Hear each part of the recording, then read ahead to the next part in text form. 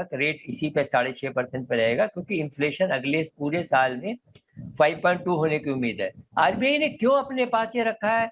कुछ और ऐसी स्थितियां पैदा हो सकती हैं, जैसे कि अमेरिका में वो बैंक फेल्योर से सडनली आई, या कोई और इंटरनेशनल सिचुएशन है, ओपेक ऑयल से आ जाए, एल नीनो से कोई चीज़ आ जाए जो कि जितना आरबीआई ने अभी फैक्टर इन किया है उससे ज़्यादा हो जाए, या रुपी रेट का जो हमारे जो फॉरेन एक्सचेंज का रेट है उसके ऊपर कोई ऐसी बात आ जाए कि उसको प्रोटेक्ट करने के लिए कहीं रेट वगैरह का कोई एक्शन लेना पड़े।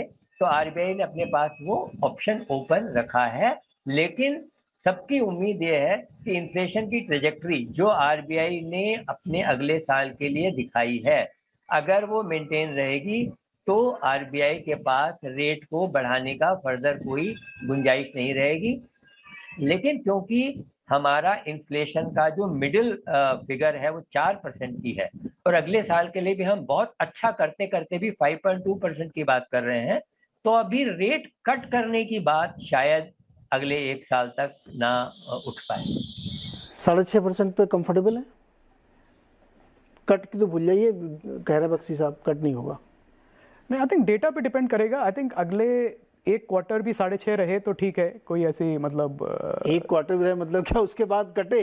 उसके बाद कटे तो अच्छा ही है। मतलब अगर इन्फ्लेशन आए तो कटेंगे ही, फिर क्यों नहीं कटेंगे? अगर जो टॉलरेंस लेवल है उनका 4 से 6% के बैंड पे है, अगर क्रूड प्राइस फ्रैंकली एक तरह से सरकार का भी थोड़ा तो दोष है कि क्रूड का प्राइस गिरा 100 से 60 पे 70 पे, तो भी कोई पेट्रोल के जो प्राइस हैं पंप लेवल पे उस पर कोई फर्क नहीं पड़ा। अगर उसको काट देते तो आपका इन्फ्लेशन तो वैसे ही कम हो जाता। तो ये बड़ा एक दुविधा वाली स्थिति है कि आप सरकार एक तरफ से कह सकते हैं कि इन्फ्लेशन कम नहीं होने दे रही है, और दूसरी तरफ से आरबीआई कह रही है कि अगर इन्फ्लेशन कम नहीं हो तो रेट बढ़ा देंगे। तो अगर इस तरह के जो आर्टिफिशियल जो लेवल्स हैं अगर वो निकाल दें और क्रूड के प्राइसेस, पेट्रोल के जो प्राइसेस है वो कम हो जाएं वैसे ही, तो आपका इन्फ्लेशन तो वैसे ही कम हो जाएगा। एक बड़ा कॉन्स्टिट्यूएंट है वो तो उसका इन्फ्लेशनरी प्रेशर का। और फूड प्राइसेस हैं वो डिपेंड करते हैं अलग चीज़ों पे। तो अगर ये सब मिला के अगर इन्फ्लेशन का लेवल कम आ गया तो क्यों नहीं रेट काटेगा आरबीआई? उसको कोई शौक थोड़ी ना है कि रेट ऊपर ही नहीं। अब मैं आपके सामने एक सिनेरियो पेंट कर देता हूँ अभी।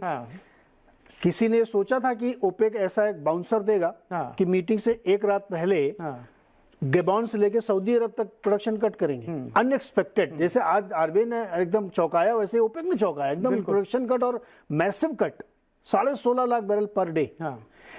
दूसरा, भारत में आप देखिए मैन्युफैक्चरिंग ग्रोथ ऑलमोस्ट जीरो बनी हुई है, क्वार्टर आफ्टर क्वार्टर नहीं हो रही है, जबकि हाई फ्रिक्वेंसी डेटा कुछ और कहानी कह रहा है। इसको कैसे एडजस्ट करें? ग्रोथ कहाँ पे हो रही, कैसे कम होगा इन्फ्लेशन? वो तो मुझे दिख नहीं रहा कहीं पे। नहीं, पर आपको एक ही इंडिया जैसी कंट्री के लिए सिर्फ एक ऑप्शन है कि हम आगे बढ़ सके।